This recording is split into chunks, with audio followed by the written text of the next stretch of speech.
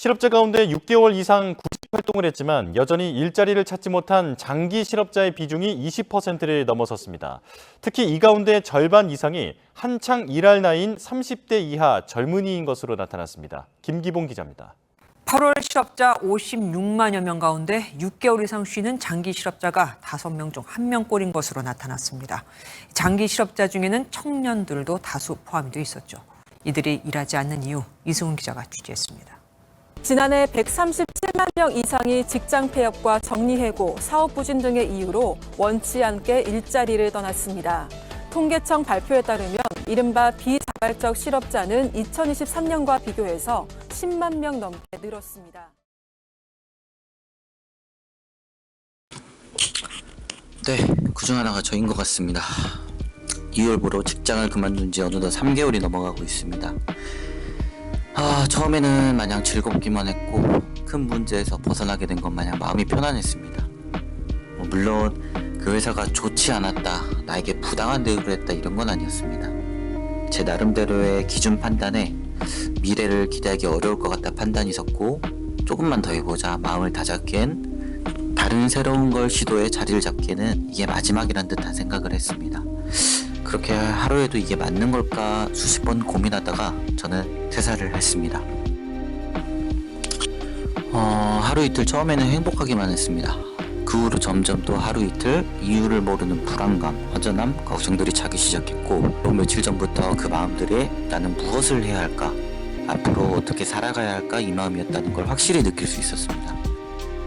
생각은 많아도 고민은 하지 않는 성격입니다.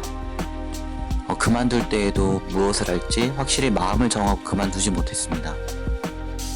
완전 새로운 일들을 알아봐야 한다는 생각이 들면 현재의 상태의 조건들에 비해 앞으로 찾아봐야 할 조건들이 부족할 수도 있겠구나라며 또 망설이고 타협하고 계속 머무르게 할 거라고 생각했습니다. 사실 다른 무언가를 도전을 하게 되면 기존 조건보다 나을 수는 없는 게 맞다고 생각하기에 앞선 망설이는 마음들은 제 시야를 좁힐 거라고 생각했습니다. 시간이 지날수록 마음은 자꾸만 급해지기 시작했고, 시골로 내려가 부모님 일을 도와드리는 게 맞지 않을까 생각이 들다가도 지내온 세월이 아깝기도 하고 나 혼자서는 할 수 있는 게 그렇게도 없을까라는 생각이 들기도 했습니다. 그래서 저는 뭐라도 하자라는 마음에 국비 지원 내일 체험 카드를 신청했고, 기술이라도 배워보자는 마인드로 지게차 면허를 취득하고자 행동했습니다. 이런저런 글들을 보고 유튜브로 지게차 필기를 공부하던 와중 이 무서운 유튜브의 알고리즘이 제 화면에 또 지게차의 현실, 고증에 관한 영상들이 보이기 시작했고, 또 한 번 제 마음엔 불안감이 차기 시작했습니다. 남들은 어떻게 살아갈까? 남들은 어떤 방식으로 인생을 설계할까?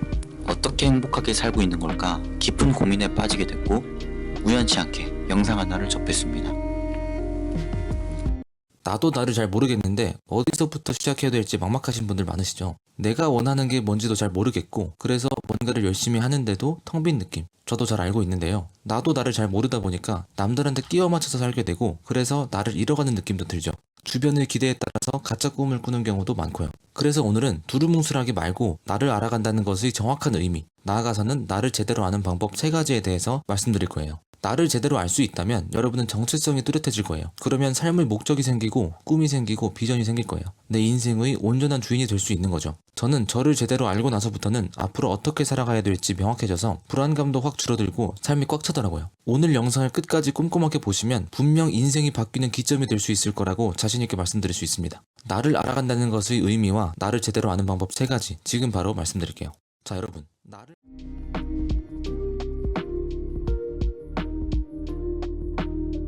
나는 나를 왜 이렇게 모를까? 남들 분석하는 건 좋아하고 공감하는 건 좋아하면서 왜 나에 대해선 분석, 아니 공감조차 못했을까라는 생각이 가득 찼고 몇 시간 동안 생각에 빠졌습니다. 그 후 저는 몇 가지들을 적기 시작했습니다. 나의 정체성을 파악하자. 생소하고 어색하지만 나에게 질문을 했습니다. 내가 좋아하는 음식은 무엇인가? 영화, 노래, 가수 등등. 남들에게만 물어보는 질문들을 오랜 시간 물어보기 시작했고, 나에 대한 관점, 내 성격은 어떠한가? 내 성격은 소심하다. 경험해보지 못한 것에 대한 두려움을 느낀다. 그렇다면 내가 추구하는 것은 무엇인가? 그러한 소심함과 두려움을 느끼면서도 도전하고 이겨냈을 때 강한 두근거림과 성취감과 행복을 느낀다고 정리가 됐습니다.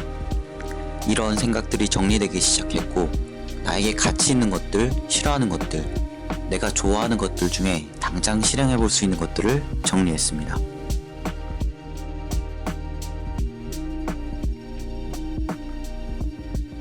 그 후 저는 해당 유튜브처럼 내가 좋아하는 것들을 통해서 나에게 의미 있는 가치를 실현하겠다라고 도합해 보기 시작했습니다. 내가 좋아하는 것들 중에 당장 실행해 볼 수 있는 건 무엇이 있나? 그렇다면 해당 유튜브처럼 내가 좋아하는 것을 통해서 나에게 의미 있는 가치를 실현하겠다라고 도합해 보기 시작했습니다. 이 정리를 토대로 경험을 통해 가치를 알아차리고 활동하기로 마음먹었습니다. 이 내용들은 제가 경험, 가치, 행동을 나열해 본 것들입니다. 제 마음은 할 수 있는 것 사소한 것도 바로 실행해보자라는 다짐이 생겼습니다. 이렇게 나를 알아가고 행동하고 움직이다 보면 저에게도 중점이 생기고 가치관이 잡히며 조금 더 나를 위한 선택을 할 수 있을 거라고 생각합니다. 물론 현실성 있게 자격증 공부도 취득해보려고 합니다. 그것 또한 더 나아지기 위한 할 수 있는 행동일지 모르니까요. 자격증 취득 등록 기간까지 시간이 남아 있었습니다. 저는 떠나보려 합니다. 경험, 가치, 행동.